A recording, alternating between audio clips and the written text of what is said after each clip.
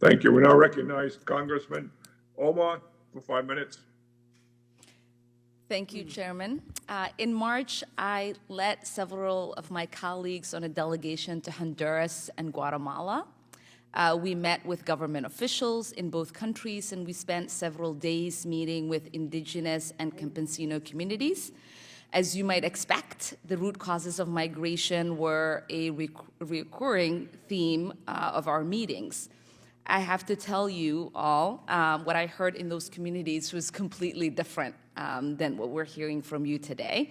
What we heard was a lot of stories about transnational private investments being a root cause of migration. It was mining companies in Guatemala, a silver mining company in La Puya, where communities would get 2 to 3 hours access to water in every 48 hours because of this mining company.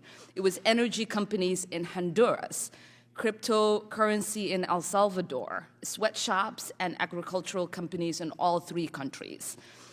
This is obviously a very complex, but we heard about mega projects displacing communities, about labor exploitation, about corporations making promises of community development that were never kept. So you will have to forgive me, Mr. Fantini Porter, if I'm a little skeptical about this round of corporate promises. Help me understand how this is different than previous efforts to increase private sector investment in Central America, and how you are factoring in a history of corruption and labor exploitation. And if you could be brief, please. Certainly. Congresswoman, thank you for the question. I think it's a critical one. And it's understanding what the values are of these organizations that are involved here. I'll say at a personal and organizational level, this Partnership for Central America is a values-first organization, right? So it's about environmental protections, it's about worker rights, it's about dignity of life, it's about how we partner in a systemic way to bring our private sector partners who are focused in a socially responsible way on having impact in a region of the world where you have 30% of families living in extreme poverty, 50% of children suffering from malnutrition and stunting and the like. There is a desperate, as you know, and I know you saw in Honduras and in Guatemala, a desperate need for aid and support. And so in any way that we can identify partners that are willing to support in achieving the social impact goals that you, I know, if I may say, have for that region and that we share very much, we're focused on that. So, you know, I'll say the organizations that we've partnered with are carefully selected. We have a vetting process in place. Yeah, so let me maybe ask you, what are the metrics that you are using to determine what investments have been successful?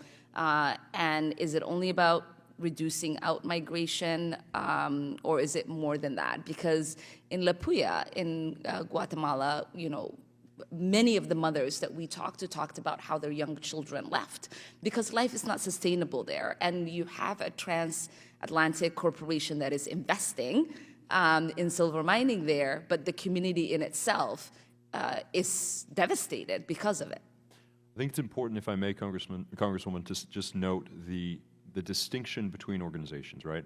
I would just offer, if I may, that we can't generalize, with all due respect, generalize an entire sector.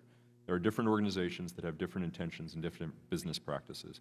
So, for example, as I think about Microsoft has invested to support bringing digital inclusion to 4 million families in the region. In the last 12 months, Congresswoman, we've brought 1.96 million people onto into digital access that previously hadn't.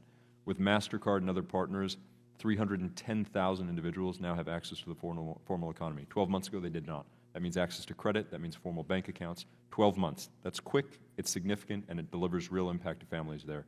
So what I will say is, I think the root of your question, if I may, Congresswoman, is what are the values that we are driving in this organization? And the values are human dignity, social impact. And so we are carefully selecting the partners that we work with in that effort.